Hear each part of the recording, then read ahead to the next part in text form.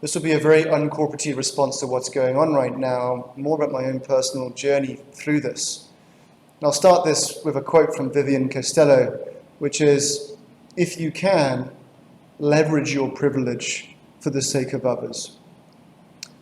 On Wednesday, a friend of mine, Gina, sent me an article that just shocked me to the bone and really just started a lot of learning for me about the current situation and proved how wrong I was on Monday to tell the team, don't speak up, be silent. This is way out of our control. This is systemic and our voices won't be heard. So it's better just to be quiet and to be silent and to listen and to learn. And I was wrong. I mean, just take that quote, right? If you're privileged, speak up for the sake of others. And my learning from all of this is I am privileged. And I hadn't really had that insight before. I've never had to go to school and be in a class and walk into that class and everyone look at me and judge me just because of the color of my skin. Never had to go into a job interview and be judged and potentially not get the job and feel like I'm not going to get the job just because of the color of my skin. I never have to, my wife leaves the house every day. I don't fear for her not coming back just because of the color of her skin. I have a 3-year-old and a 2-year-old. I never have to fear that they will die, be murdered, just because of the color of their skin. I'm privileged.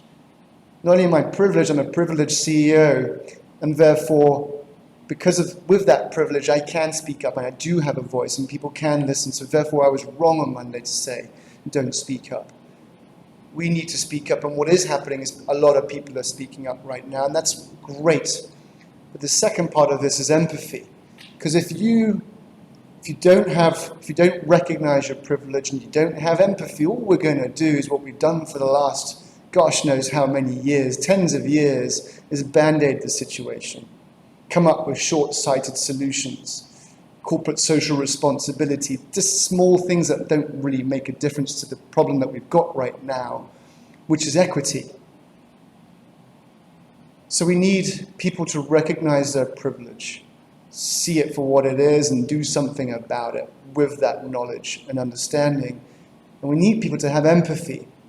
And real empathy is just, while I haven't walked in those shoes, I can just only fathom the feelings and the anger and the what's going on, and turn off my own sort of the empathy gap, turn off my own experience and just feel it with them, be there for them, and be silent in terms of trying to get to understand the situation that they're in.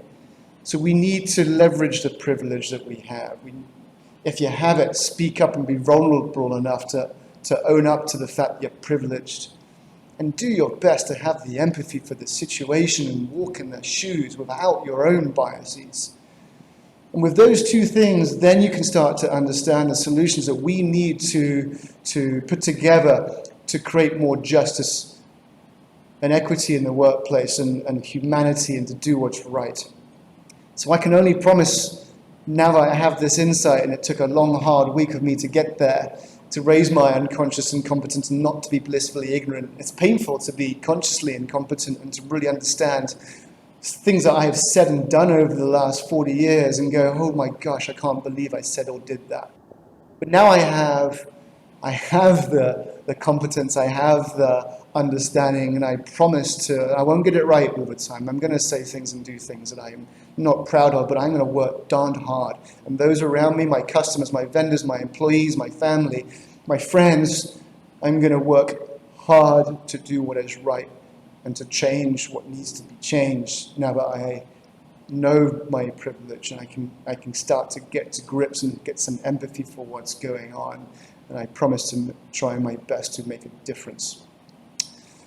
So be vulnerable, own up to your privilege, have some empathy for those and the things that they have to deal with, and come up with solutions that are not band-aids and short-term, that can make a fundamental difference to the challenges that we're seeing and have seen for tens, hundreds of years.